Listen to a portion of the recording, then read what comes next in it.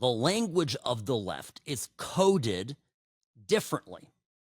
There's always an excuse for why you can't. There's always an explanation that there are these external factors. There are billionaires exploiting you. There's racism. There's bigotry. There is sexism, homophobia.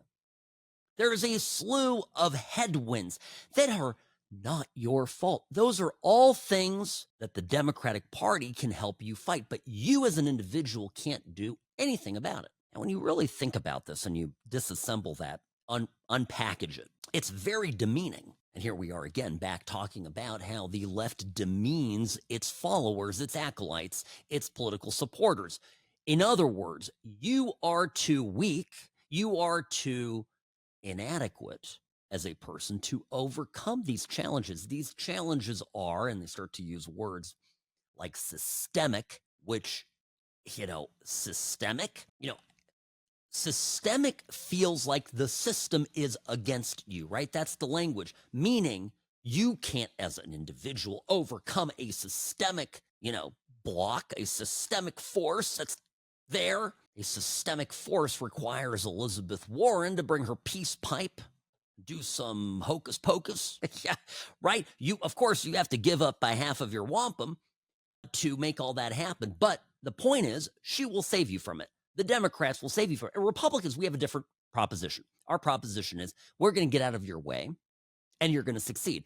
And every Republican that speaks in these terms has been politically viable, starting with, in my lifetime, with Ronald Reagan. To me, it's just fundamental. Here is Ms. Hochul, governor of New York, or governess. Can I say governess? I want to say governor, but it's not the right word. Governor of New York, talking about the shooting that occurred there. And just listen to it and see if you can pick out what I'm getting at here with my point. But if this nation misses yet another moment to do what is right that they've neglected to do for decades, then shame on them. This is the time to stand up and say no more slaughter by a weapon of mass destruction designed to kill people on the battlefield, not in our buildings here in the great city of New York. That era must end. There's been too many vigils, too many lives lost, whether it's a school, a concert, or at a grocery store in the city of Buffalo, my hometown. Yeah, okay. Where are we holding the individual accountable in any of this? Where are we calling out this despicable human being who took it upon himself to murder 4 innocent people? Yesterday, I got a little bit into his CTE injury, his traumatic brain injury that, may have tampered with his good judgment, the shooter's judgment, but mentioned, of course, that there are many people who have CTEs, that have brain injuries, that don't go on shooting sprees. At the end of the day, we as individuals are responsible for our behavior. Where were his parents? Where was his support network? Where was his, his tribe? I think that's another part of it too, right? He was apparently living at home with either his mother or his father or both. I don't care. My kid's 25, living at home. I have some responsibility for this. And I